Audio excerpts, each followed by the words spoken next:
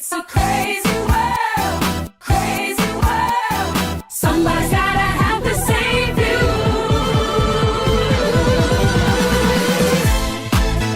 It's a crazy world. It's a crazy world. Somebody's gotta have to save you.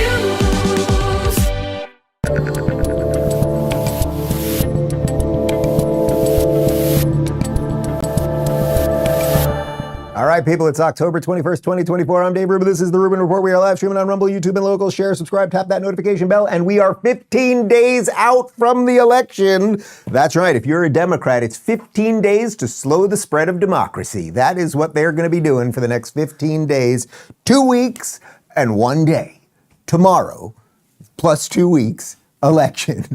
Who knows what's going to happen? There's a lot of wackiness in the system. It is going to get weirder. I don't know that we've seen the October surprise. We have a jam-packed show that's got a little bit of everything, including Trump at McDonald's, Kamala going crazy. I'm not going to make the Five Guys joke that I made on Twitter because I have all sorts of people angry at me over that one. And a whole bunch of other stuff. The Al Smith dinner, the wide tent thing that I've been talking about just continues to move. Elon Musk is now fully on the campaign trail with Trump. There's just a lot. Like, if you like politics, if you watch the Rubin Report for politics, today is your day, people. We are going deep. Oh, and we'll throw in some stuff about racism and, you know, probably somebody chopping off genitals, that kind of thing. You know, you got to tighten the whole thing up. You know what I mean? But let's start with Friday's episode of Real Time with Bill Maher. You know, on Mondays, we always end up doing our Mondays with Bill segment. And Bill had a rather interesting, I would say, group of people on the program on Friday night. He had David Hogg. Now, David Hogg is one of the kids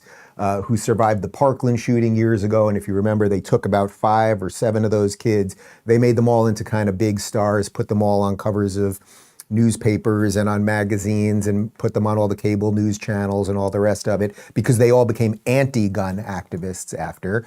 Kyle Kashuv, who you may remember, who was ended up being an intern for me for a while and has now got his own tech startup doing all sorts of stuff. He became a pro-Second Amendment activist, and the media was not too happy with him. But David Hogg sort of became the star of this thing. He now goes to Harvard. He's a far-left wackadoodle. They had him on. They had Joe Scarborough. You know I love Joe Scarborough, a man who thinks that Joe Biden is even sharper than him, and then he sits at a chair over at the televised mental institution known as MSNBC. And then they also had, who was the other one? And then they had Mark Cuban, a man who's turning into a lesbian. So it was an interesting panel here. And Bill Maher was taking generally, I would say, the same position on all the issues. They got into it about what is going on with Elon Musk right now. Here's the guy who I think epitomizes the good, the bad, everything in between, and just it's sort of a microcosm of America, is Elon Musk. Because this week, he had an amazing week. He caught, this is from Politico, he pulled off an engineering marvel where he launched the largest, most powerful rocket in the world, and on the first try, caught the 23-story tall booster. Insane. That brings it up in midair, with using chopstick-like mechanical arms. We made a little video called Elon Musk's Week that encapsulates this. Would you show it? It'll just take a few seconds. Look at that. That's insane. Look at that. That is Isn't that amazing? And then That's insane too. And then That's just as insane. same guy. Yeah. That's my point. That's my point. Yeah. Is that that's the same guy. This is such a game changer with exploring the stars with the rocket. But he also, I mean, the tweets. I mean, FEMA used its budget ferrying illegals into the country instead of saving American lives. Treason. That's the same guy. He also tweeted, Mark Cuban and Rachel Maddow are the same person. Don't believe.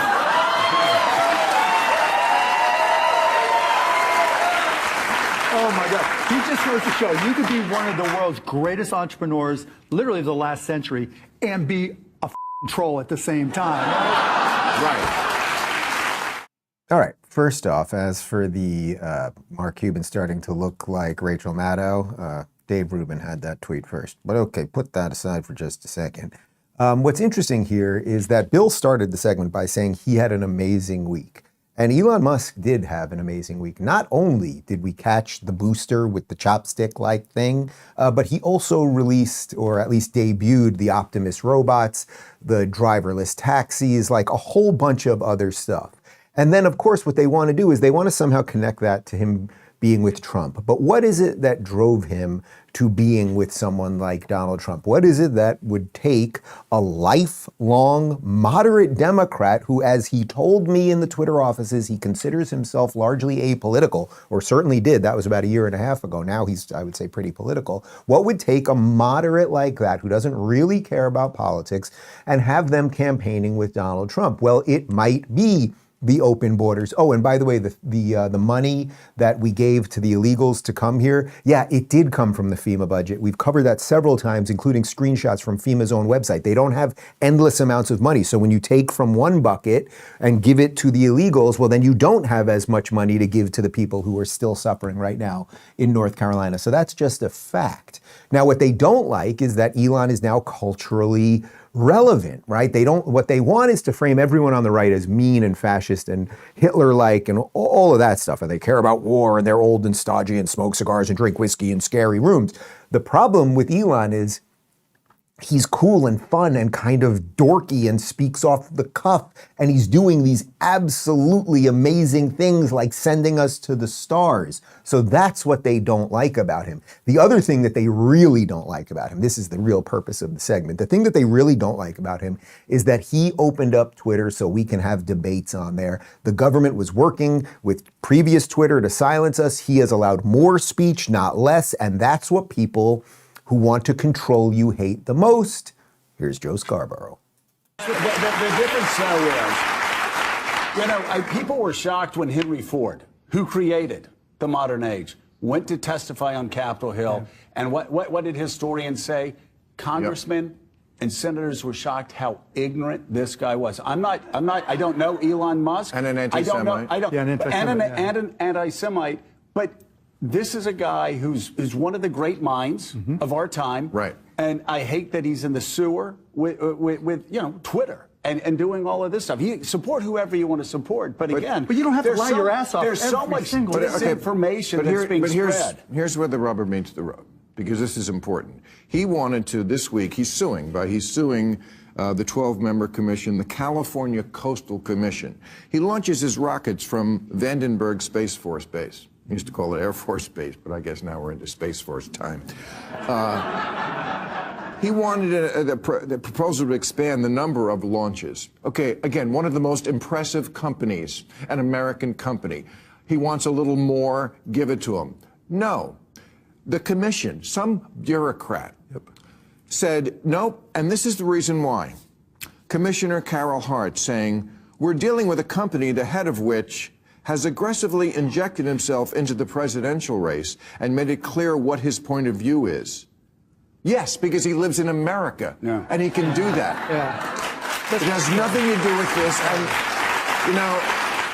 I was like, okay, so credit where credit's due. Bill, you're always right on free speech, right? So you're with Elon on that. And here you're with Elon on the fact that he's trying to innovate and get us to the stars. And the state, although it's the state that you vote for Gavin Newsom for and you're going to vote for Kamala, the state is now coming after the guy trying to innovate. Joe Scarborough, we don't have to analyze him too far. It's like, you get it. He has a chair at a giant corporation with a propaganda machine at MSNBC. He is paid to lie to you as he lies about absolutely everything, like Joe Biden being fitter than his mother or whatever he said. He lies and gets everything wrong. So he's upset that somebody might buy Twitter and let more people say things, okay?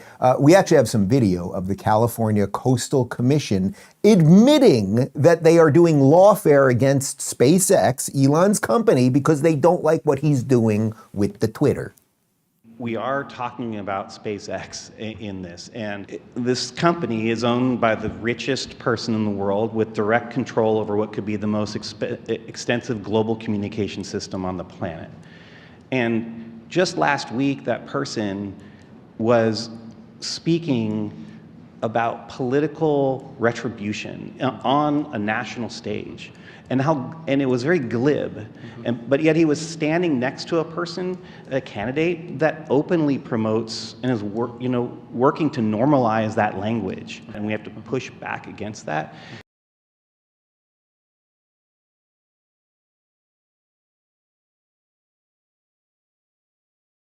Right now, Elon Musk is hopping about the country, spewing and tweeting political falsehoods and attacking FEMA while claiming his desire to help the hurricane victims. Aggressively injected himself into the presidential race and made it clear what his point of view is.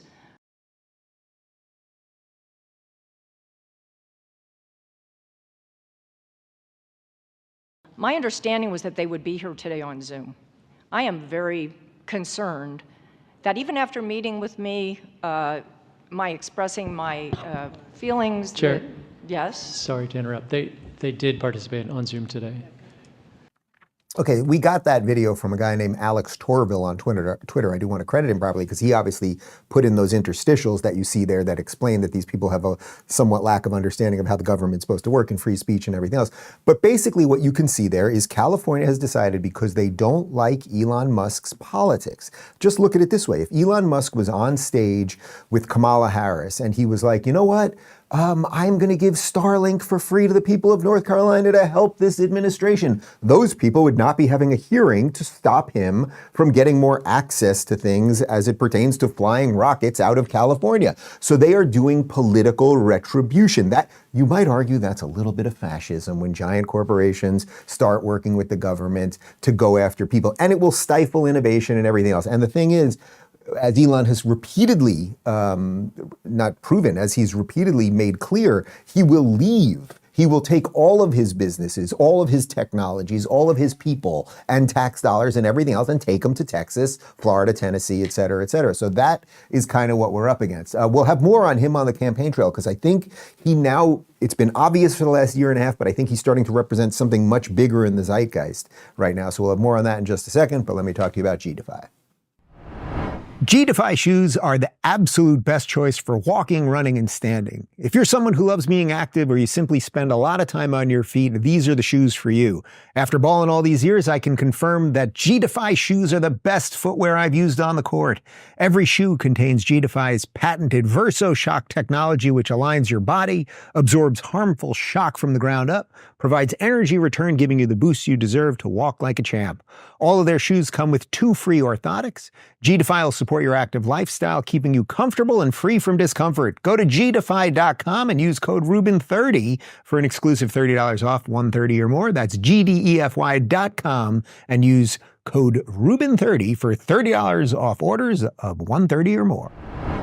All right, Elon's sending rockets out there. He's catching rockets. He's putting Optimus robots out here. We got the driverless taxis, all of the other stuff. Starlink free to North Carolina. And he also decided to go out on the road with Donald Trump, which, let's say, could be fraught with complications. Donald Trump, there were at least 2 assassination attempts on him, but Elon Musk is out there doing it. And, you know, I've been saying over the last couple of weeks that Kamala is the first AI candidate in that she has no thoughts of her own. She is just programmed to say anything, which is why she's flip-flopped on every issue. It's why all the circular logic, all of the rest of it. Elon had I thought this was a good line on really what this election, at least as far as it pertains to Kamala, is all about. If there was another 4 years and it's really like pointless to even sort of talk about Kamala. Kamala is just a puppet of a larger machine. If the machine, let's call it the machine, is able to run for another 4 years, there will not be any meaningful elections in the future, just like there aren't in California, and all of America will be Californicated, not in a good way. Yeah, Californicated. Ouch. So we don't want that. That would be a bad situation. In fact, it will actually be worse than California. The reason it'll be worse than California is the one thing that holds California back from being even worse than it is that people can move out of California and still be in America. Now, what happens when there's no place to move? It'll be way worse than California. That is such a great point there at the end. I'll hit that in a second. When he talks about a puppet for a larger machine, I mean, this is what I've been talking about for years, whether you want to call it the machine or the system or the matrix. She is in service to that thing because that thing installed her, right? Nobody voted for her in a primary. The machine worked, Schumer, Pelosi, et cetera, worked to get rid of Biden, to hand it to her. And now she has to live in service, in worship of that thing, right? That shiny thing that is now her master. It's just obviously the truth. And when he says there'll be no more elections, the point is, it's not that we won't go and vote every 4 years necessarily. It's that we will largely become like California, that the elections just simply will not matter, because at the end of the day, the machine will always get bigger and bigger and bigger. And then really what he's saying at the end is the point about America. The thing that we have here that is so beautiful and precious is the fact that we have these 50 states constantly negotiating and doing things differently, and you have your foot vote, and you can live in crazy California like me and decide, oh my God, I'd rather not be injected with weird shit. I'm moving to the free state of Florida. And you can bring businesses and good people with you, and then you can build better cities and towns and communities and all of those things, and you can have places that flourish and places that crumble. But you don't have to go to Canada. You don't have to go to Mexico. That really is Canada that way and Mexico that way, or is this way and that way? I don't know. I'm not sure. But you get the point. You get the point. We have that choice here. And that is what they are trying to take away. Because if the whole country becomes California, whatever you want to call that, if the whole country becomes like that, you got to leave the country. And I would prefer not to do that. As long as Elon's getting all this criticism about what he's done with X, and again, what he has done with X is just allow more people to say things on there. People say mean things to me on there all day long, horrible things. Trust me, I see it. People send me images of gas chambers and all kinds of terrible things. But I would rather more speech than less speech. That has been his policy, and that's why they are pissed at him. The far left activists that used to control Twitter obviously did extreme censorship of voices on the right. There has been no censorship of voices on the left. They suspended a sitting president. Twitter suspended a sitting president, which is insane. But there's been no suspension or censorship or shadow banning or anything of anyone on the left. So it's a level playing field. But I think that the reason that the sort of far left activists want unanimity in all social media platforms and in all legacy media is that their ideas do not stand the light of day. That is the reason. They actually don't stand up. And so unless everyone is parroting the same thing, their ideas will fail. I think you guys in your life all know that to be true. When you debate with family members or with friends at dinners or wherever it is, your son's soccer game or politics has infected everything. So wherever you are, that generally people on the left, they have these sort of grand ideas. Trump is Hitler, or things should absolutely be this way or whatever, where people on the right generally are willing to agree to disagree a little bit more. They're willing to have those conversations without calling you names and everything else. Now, that's not a hard and fast rule, but I think it is a general rule that's right. And we know. I mean, I went to Twitter right after Elon took it over, and I had engineers showing me what they had an entire system in place to not only shadow ban, but hide people directly and key code words and all of these things to make sure they had a very controlled system. And all Elon is saying is we just removed that. And unfortunately, what they really like is control, and they particularly like control when they have it. This is sort of interesting. Elon announced that he's giving $1 million away to anyone who signs his voter registration petition. This had a lot of people pissed, but I think he did something quite clever with this. Take a look. We're going to be awarding $1 million to randomly to people who have signed the petition every day from now until the election. One of the challenges we're having is like, well, how do we get people to know about this petition? Because the legacy media won't report on it. Not everyone's on X. So I figure, how do we get people to know about it? Well, this news, I think, is going to really fly. So it's really great. You see when Mark Cuban calls him a troll, why he hates him. You see why he did this. He's not paying anyone $1 million to vote for Trump. That would obviously be illegal. He's paying people so that the media will cover this, so more and more people will be aware about the election, so more and more people would get out there. Would he prefer that there's about 15 days left, as we said, so if this thing kicks in today, would he prefer that 14 of those 15 people vote for Trump? Of course, but he knew by saying this, the media would start covering it, and that would get more people aware of the election and get out there and vote and everything else. Interestingly, it's not just right-wing maniacs that like what Elon Musk is doing. There is a Democrat who had brain damage, and as his brain started to heal, he largely became more conservative. I would say he's in a very, very small pool of Democrats who are not radical leftists at this point. Of course, I'm talking about John Fetterman from Pennsylvania, and here he is on CNN talking about why some of the things that Musk is bringing up might be attractive to the people in Pennsylvania, which really, at this point, I would say is the swing state of swing states. Well, and one difference in 2024 is we're going to be seeing Elon Musk out on the campaign trail on Donald Trump's behalf. You said something recently to Chris Stirewalt that he appeals to demographics that your party has struggled with. How much impact do you think he could have on this race? No, that's significant. I've always said that it is significant.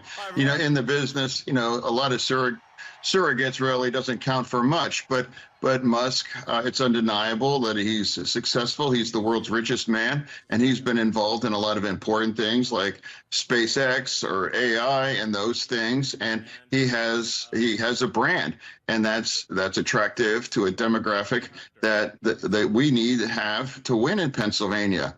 And it's not even about his checkbook. You know, again, I think him being an active surrogate, I think the New York Times described him as effectively living in Pennsylvania, and he's going to be showing up and going around. That's going to be mattered. And the Democrats, for us to make fun of him for jumping up and down or that things, you know, we would do that at our peril.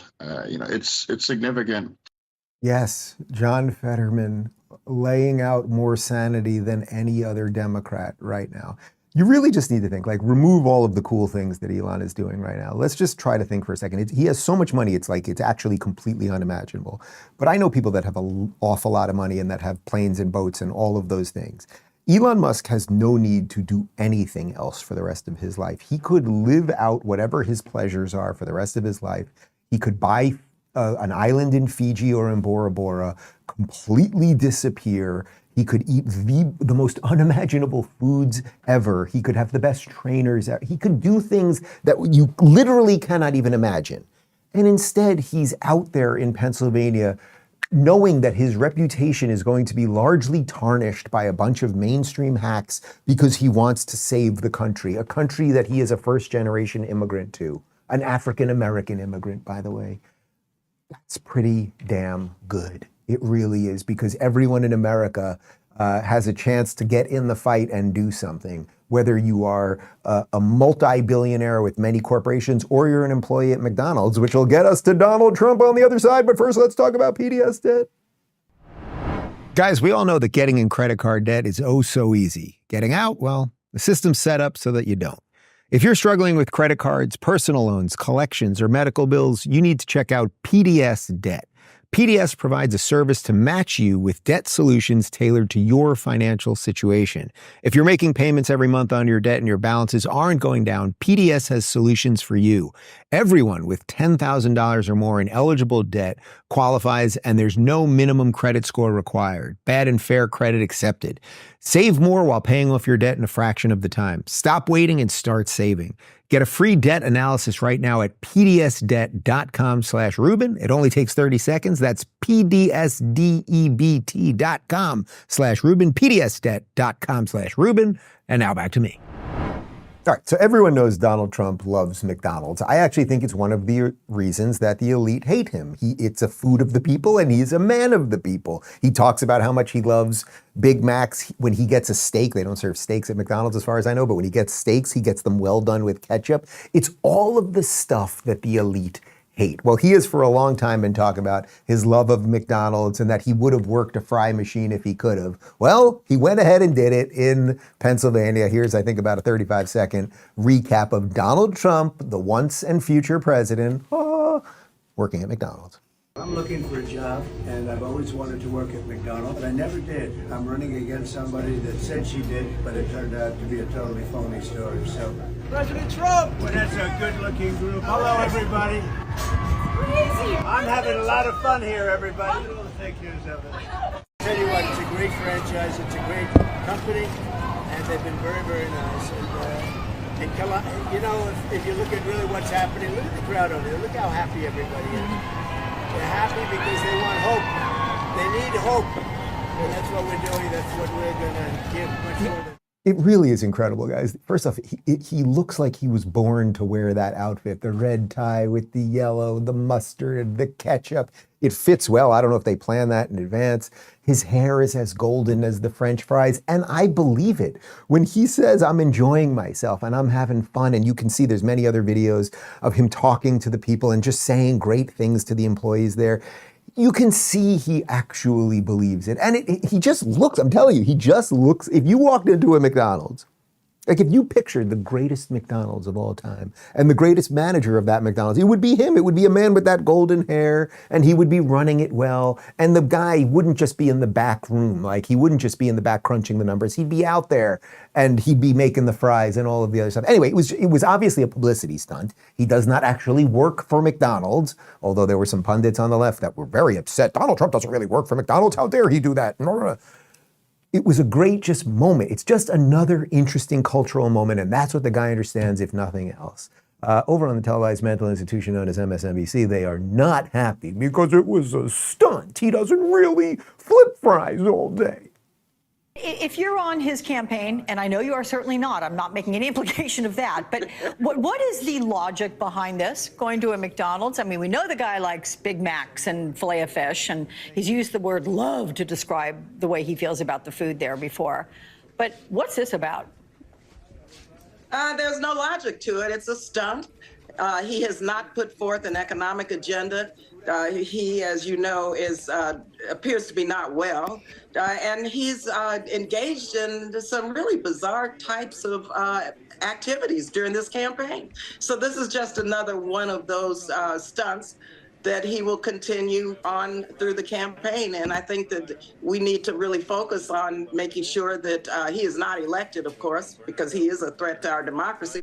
All right, I'm not even sure who that analyst is. Yes, he's a threat to democracy. Well, it is a stunt, but that doesn't mean that there's no logic behind it, because the logic is that it is the thing of the internet right now and has people looking at him and being like, somebody who's on the fence, is that really Hitler, the man making my French fries? Is he Hitler? Or is he just kind of this guy who is a man of the people with his golden French fry-like hair and all of the rest of it? But that's all they've got. Also, whoever that analyst was, he's got no economic agenda. It's funny because we could just look at his track record when he was president, when the economy was absolutely booming and we had lowest black unemployment of all time and lowest Latino unemployment of all time and the rest of it. Or we could go to his website, I think it's donaldjtrump.com, and they have all the economic policy laid out. That is in stark contrast to Kamala Harris, who believes we should just endlessly print money and control corporations because they're charging too much for eggs, which is her fault for a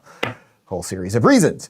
Anyway, here's a compilation of a couple, just to see the man of the people thing. I think it's 3 different videos. Trump at a barbershop, you'll see a couple different things of just man of the people stuff, including a comment about Arnold Palmer's wang. Obama, and he absolutely said it. He said, I was tougher than her. They're very unhappy with her as a candidate. Let me tell you, they made a mistake, I think. I don't think they should. Maybe they shouldn't have left him. I don't know what they should have done. I don't care what they should have done. I'm just telling you, hopefully they're not going to be there long. They're destroying our country. Yes. He's the worst president in the history of our country. She's the worst vice president, and she's worse than him. And you're the best. Well, thank you. I love this guy. Where the hell did you find these people? I just walked. Mr. President, on behalf of the city of Hamtramck, and we would like to present you a certificate of appreciation for visiting our city. Call the 3 elected officials, if you don't mind, to join me to hand you this certificate, please. It's going to be historic for our city.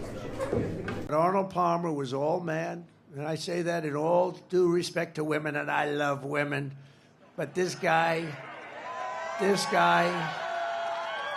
This is a guy that was all man. This man was strong and tough. And I refuse to say it, but when he took showers with the other pros, they came out of there, they said, oh my God. That's unbelievable. I had to say it. I had to say it. We have women that are highly sophisticated here. I refuse to say it, but Arnold Palmer had a giant dong. All of that, guys. He can sit with the guys at the Latino barber shop. Then he can go to Michigan and talk to a Muslim mayor who's now supporting him.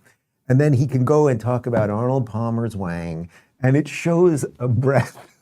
It shows an ability to talk to people who care about a whole bunch of different things. And he's just being, I love women. Like, it's silly and it's good and it's something that the machine can't handle because the machine wants control and political correctness and silence and obedience. And he is now the avatar completely against that. If that's what the machine wants, Donald Trump now represents everyone's hopes and dreams against that giant evil machine system, matrix, whatever you want to call it.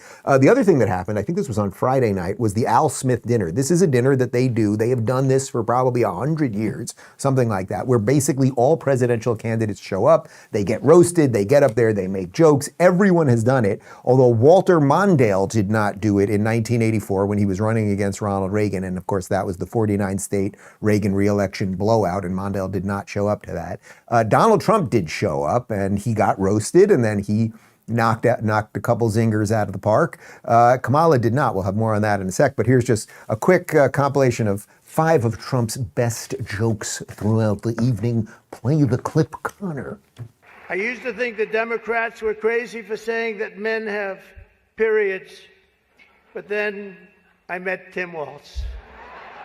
Well, I'd better wrap up because Mayor Adams told me earlier that I needed to make this one very quick, especially the city has reserved this room for a large group of illegal aliens coming in from Texas. There's a group called White Dudes for Harris. Have you seen this? White Dudes for Harris. Anybody know? Are some of you here? White Dudes for Harris? Doesn't sound like it. But I'm not worried about them at all because their wives and their wives' lovers are all voting for me. A major issue in this race is child care, and Kamala has put forward a concept of a plan. A lot of people don't like it. The only piece of advice I would have for her in the event that she wins would be not to let her husband, Doug, anywhere near the nannies. Just keep him away. That's a nasty one. Chuck Schumer is here looking very glum. Doesn't he look glum? He looks glum. But look on the bright side, Chuck, considering how woke your party has become. If Kamala loses, you still have a chance to become the first woman president.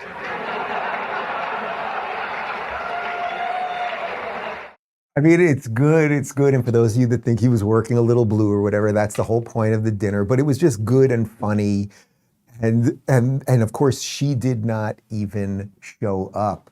CNN covered the Al Smith dinner, and a man who's part man, well, I would say he's part woman, part potato, Brian Stelter, he actually could not deny the truth, which is that Trump was pretty freaking good at that dinner. Brian Stelter, what did you make of this performance? Oh, no, don't ask me first. I thought he was funny. I thought he actually got a few great jokes in.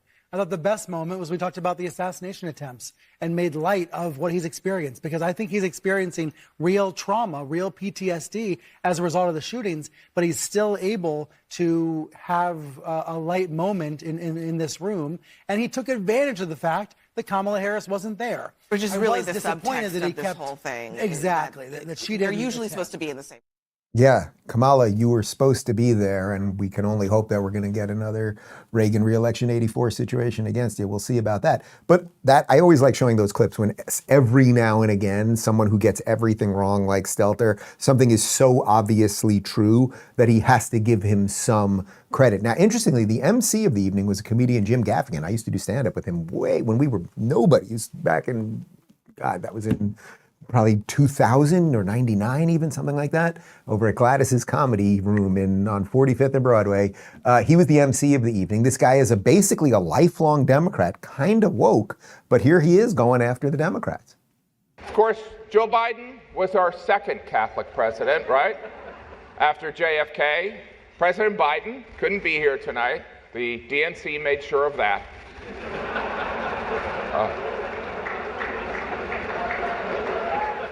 This has been an interesting presidential campaign. The Democrats have been telling us Trump's re-election is a threat to democracy. In fact, they were so concerned of this threat, they staged a coup, ousted their democratically elected incumbent, and installed Kamala Harris. In other words, all her dreams have come true. I have to say, I mean, first off, the Biden couldn't be here. The DNC made sure of that. I mean, you see Chuck Schumer laugh. You know, the whole point of comedy is that you say something true and you have a twist to it. And that's what, then you laugh and then you're able to think about something. That's what good comedy is, right? You get somebody to think about something through laughter. If you just run up to somebody and say the truth, they might punch you in the face. But Chuck Schumer laughing at the joke about the DNC pulling off the coup does kind of tell you a little something. Anyway, the reason I'm showing you that is because Gaffigan did a nice job. By the way, he made fun of Trump, he made fun of Republicans and all of that too. But this is a guy who has been pretty much a far lefty his entire life. Here he is just a year ago, when I think it would be fair to say he had Trump derangement syndrome, talking about January 6th with Joe Rogan. I think the January 6th thing is pretty bad. Well, the January 6th thing is bad, but also the intelligence agencies were involved in provoking people to go into the Capitol building. That's a fact.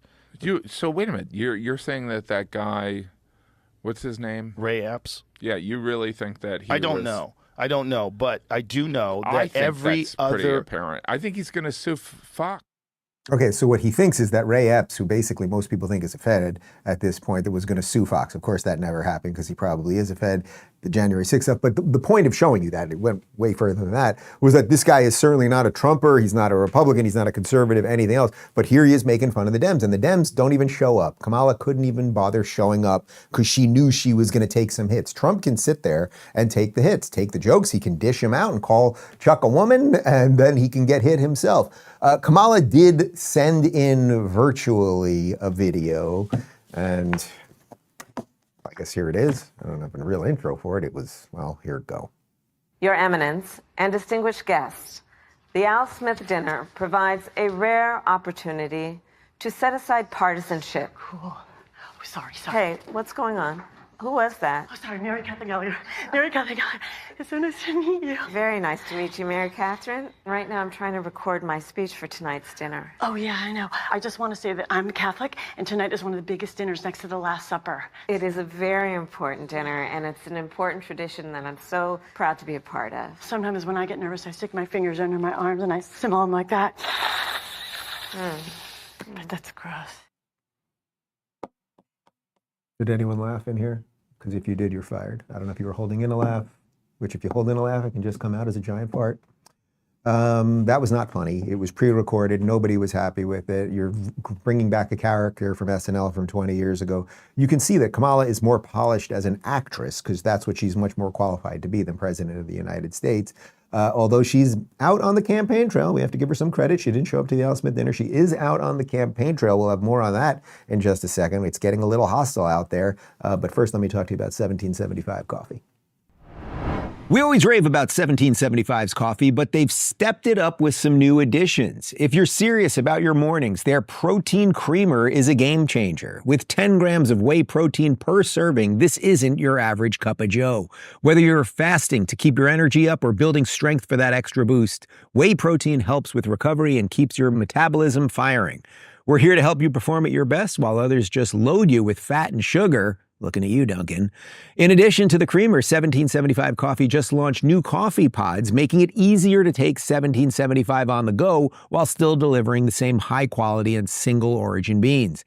And if you're after a real mental edge, their new brain-boosting mushroom blend will have you more focused than a big tech exec scrambling to figure out how to deal with Rumble. Head on over to 1775coffee.com, grab your protein creamer, and check out the new lineup. Fuel your day with products that deliver. Use code Rubin to get 15% off. All right, so Kamala is out there campaigning. She's definitely not doing as many events as Trump, certainly not doing as much media as Trump. But she was doing an event over the weekend where she got heckled. Someone yelled, "Jesus is Lord." And take a look at this. With the intention that they would undo the protections of Roe v. Wade, and they did as he intended. Oh, you guys are at the wrong rally.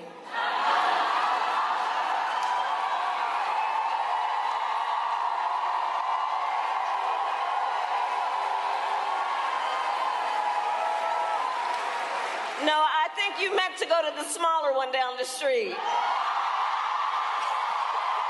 And please do vote early or on election day, because the election is, and bring an ID.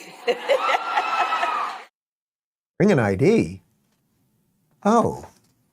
Do you think people should have IDs when they're voting? Because I was told that's racist. And by the way, you don't need an ID in California and several other states to vote. So if you live in California, I'm not telling you what to do, but if you wanted to F with the election and maybe get in trouble, you could. Just leave it at that.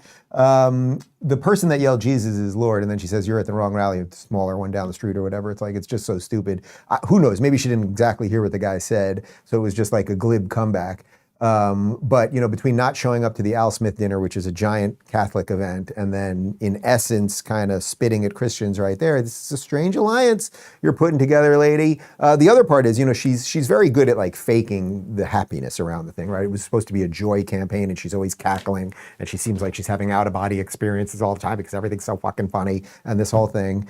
And, but actually what usually lays right beneath that is a type of anger, and that anger actually might remind you of a little something. I'm sick and tired of the negative, dark, divisive, dangerous vision and behavior of people who support Donald Trump. It's time for us to say no. We are not going backwards.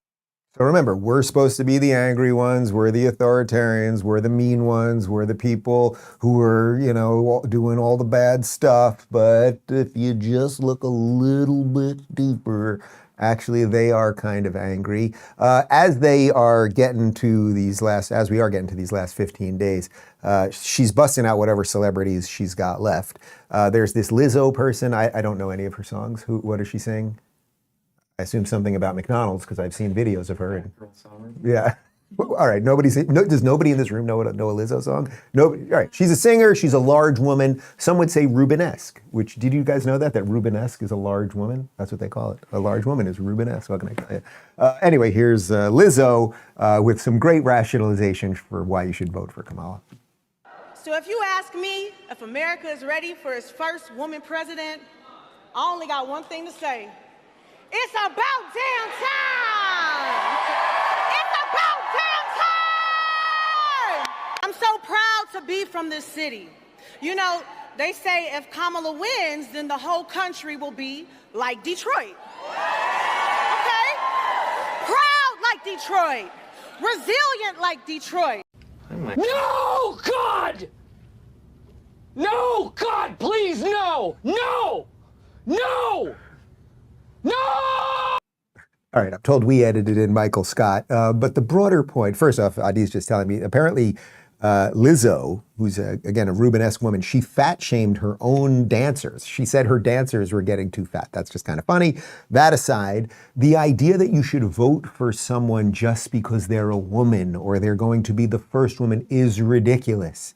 And how can we expose it as ridiculous? Well, let's just say that the Republicans had chosen Nikki Haley. Do you think Lizzo would be out there screaming that we should have the first woman president? No, if anything, she would be telling you that somehow Nikki Haley is not really a woman in essence because she's a Republican. So everything they say is ridiculous. You get that. But they are busting out the celebs. Here is Usher. I also don't know a song by Usher. Does anyone know an Usher song? Yeah. Connor's got one. Oh, it's called Yeah. His song is Yeah. The song is Yeah. So here's a guy who sings a song called Yeah, wearing a completely ridiculous outfit, supporting Kamala Harris. I love you more, but I love Kamala Harris even more. I want her to be our next president of the United States.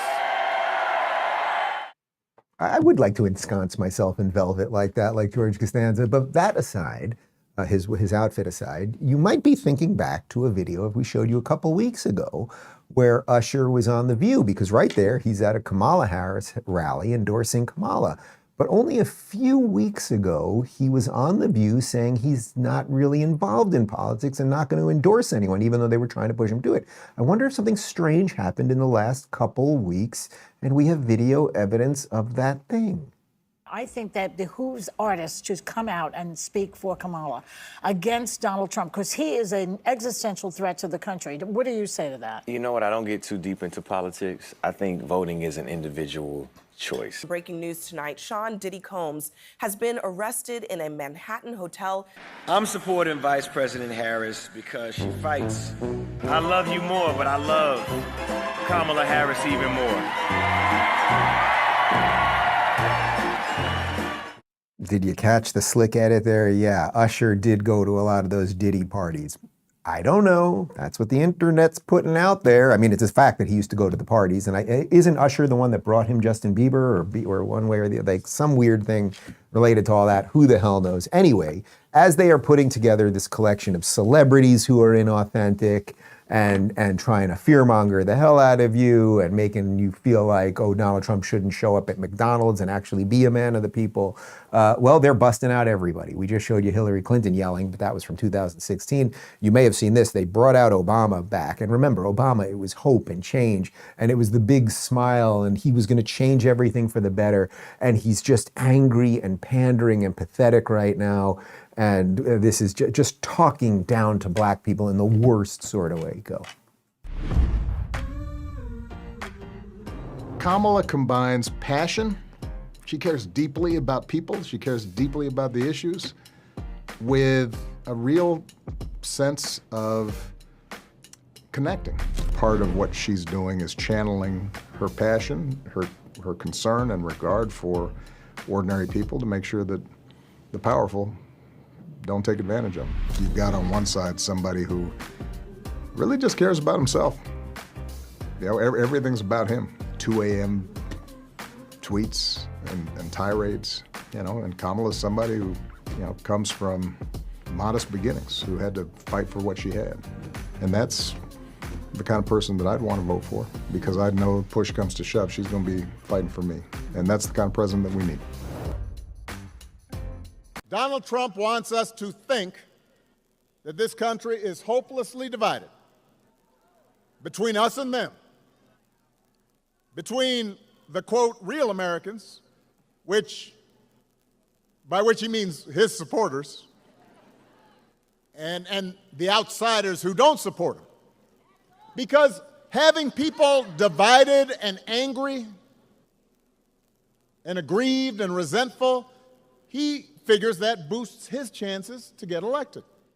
It's funny, if you ran around calling all of somebody's supporters fascists and racists and Nazis, you might be doing just what you're saying right there, Barack. Also, everything he says in that prepackaged video. She likes people. She's got the right issues. She has passion. It has nothing to do with policy. It has nothing to do with any qualifications or what her beliefs are. And then he says she came from a modest beginning and had to fight for everything. This is the same woman who begins every sentence by saying she came from a middle-class family. Everything about this entire thing is an absolute sham. And what's happening, as I discussed repeatedly on Friday with Sage Steele, if you didn't see it, is that as they pander to specific communities, more and more people wake up. Nobody likes being pandered to. It doesn't matter if you're gay or you're black or whatever. People don't like being pandered to. They like being treated like adults. But the Democrats don't know how to do that because they decided intersectionality matters. So if you're black, you're this, and if you're gay, you're this, and the rest of it. Here's Obama after one of these talks that he was giving, just another pandering lecture to black guys. And you're coming up with all kinds of reasons and excuses.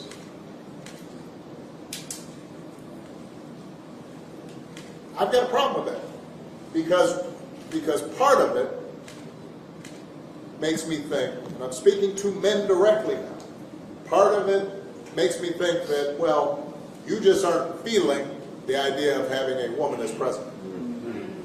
And you're coming up with other alternatives and other reasons for that. That's not acceptable. This shouldn't even be a question. How fucking pathetic. I'm sorry, guys. That's 2 F-bombs today, right? I'm sorry. I'm actually sorry. I was going to try not to do it today. But that is just so pandering and pathetic. There are many reasons that black men like white men and everybody else and Asian women and blah, blah, blah don't like Kamala Harris. They don't like the policies. They don't like the printing money. They don't like the immigration.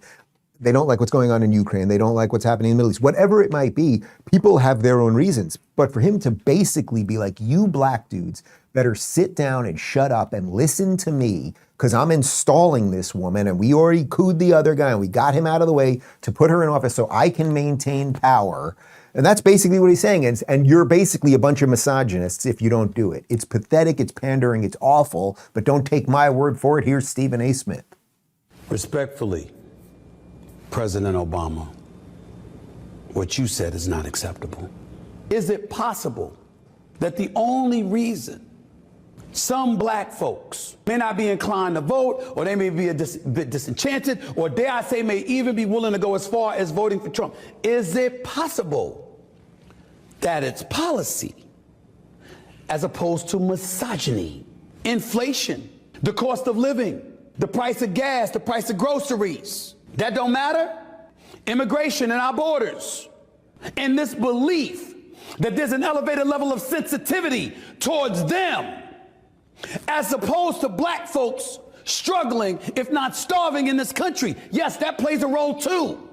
When the mayor of New York was talking about $53 million in prepaid credit cards for immigrants who came across our borders illegally and having prepaid credit cards for them. And I said, wait a minute, black folks been starving for years. We ain't get that. You don't think they notice? Now, I think actually Stephen A. is a little confused as to what the government's supposed to do. Because once you say to the government, please give me that, I want that thing that those people get, well, then you'll be in servitude to the government. But putting that aside for a moment, what he's upset by is the pandering nature.